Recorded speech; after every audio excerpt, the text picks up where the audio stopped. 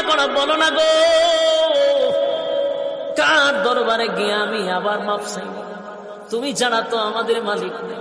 আল্লাহ তুমি মাপ না করলে আমি কার দরবারে গিয়া দ্বারস্থ হব?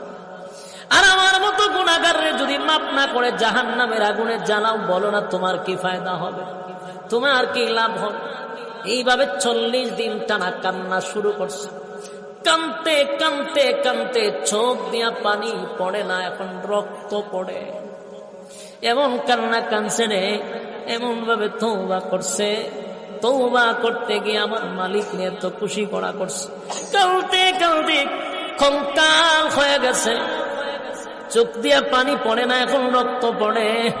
শুধু গুনার উপরে লজ্জিত হইয়া সাহাবায়ে কেরাম গিয়া ওই সাহাবীরে নিয়ে আসলেন নবীজির সামনে। নবীজি তাকায়া দেখে সাহাবী চোখ দিয়া রক্ত পড়ে, শরীরটা যেন কঙ্কাল হয়ে গেছে। আল্লাহর নবী তাকায়া দেখে যেই মাত্র সাহাবী নবীর সামনে হাজির, শরীরটা তো অর্ধেক কঙ্কাল হয়ে গেল, চোখ দিয়া রক্ত পড়তেছিল, আর শরীরে শক্তি নাই, কথাও বলতে পারে না। এমত অবস্থায় নবী তাকায়া দেখে তার পাশেই মালাকুল মউত আজরাইল দাঁড়ায় আছে। কি বুঝলেন? নবীজি অবাক হয়ে গেল, এই সাহাবীর পাশে তো মালাকুল মউত আজরাইল দাঁড়ায় আছে। আল্লাহর নবী সাহাবীরে জড়ায়া ধইরা বলেন, সাহাবীরে আমার আল্লাহ তোর প্রতি বড় খুশি।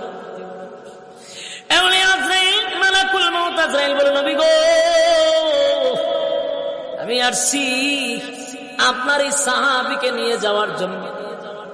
নবীজি সাহাবীরে জড়ায়া ধইরা কান্দে আর বলে, সাহাবীরে কান্দিস না, আমার আল্লাহ তোর প্রতি খুশি হয়ে গেছে।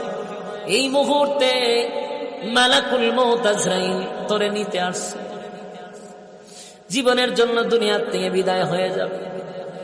ওই সাহাবীর মনের মধ্যে কষ্ট নাই, চিরদিনের জন্য দুনিয়া ছেড়ে চলে যাবে, কোনো কষ্ট নাই গো।